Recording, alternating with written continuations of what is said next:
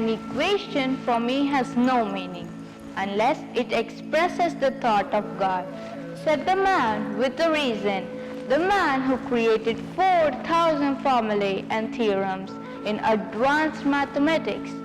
Very interested to know who he is, right? Well, stay put. Namaste.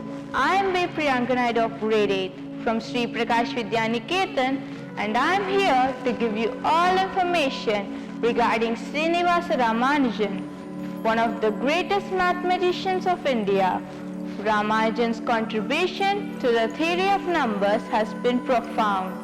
He was indeed a mathematical phenomenon in the 20th century. This legendary genius of India ranks among the all-time greats like Euler and Jacobi. Ramanujan lived just for 32 years, but during this short span, he produced such theorems and formulae which even today remain unfathomable in the present age of supercomputers. He left behind him about 4,000 formulae and theorems. Can you believe it?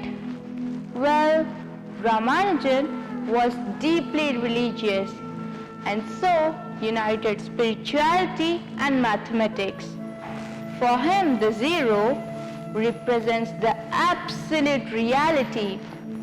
Researchers are still struggling to understand the source of his remarkable genius in mathematics.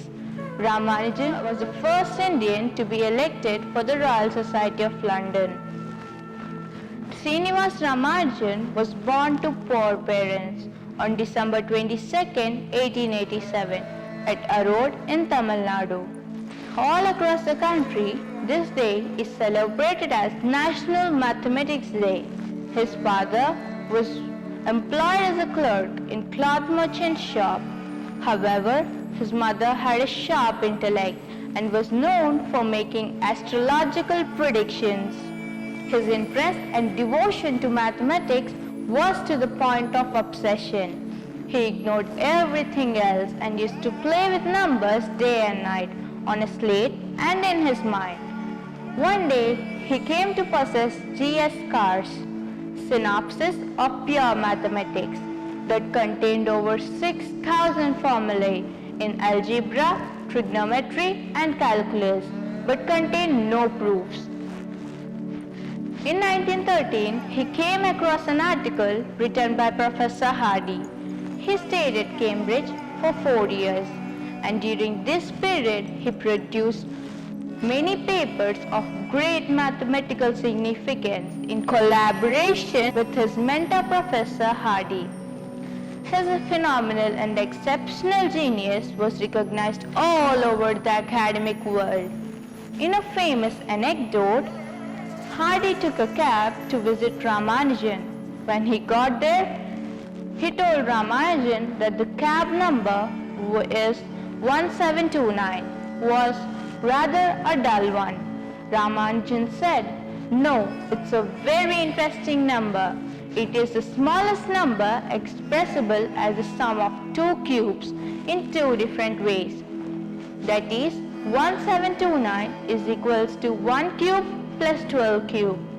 1729 is also equals to 9 cube plus 10 cube. This number is now called the Hardy-Ramanujan number." Well, Ramanujan was a 100 out of 100 mathematician. You know how?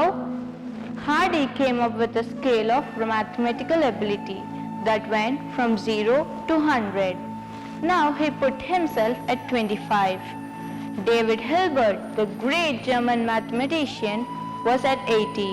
Can you guess where Ramanujan was? That's right, people.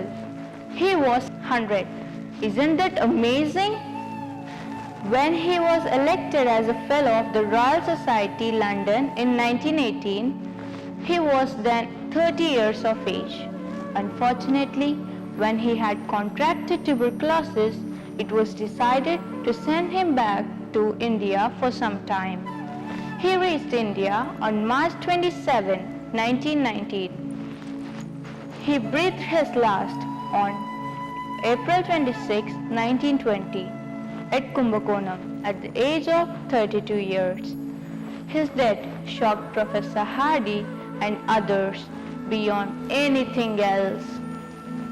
When he died, he left behind 3 notebooks and a sheaf of papers.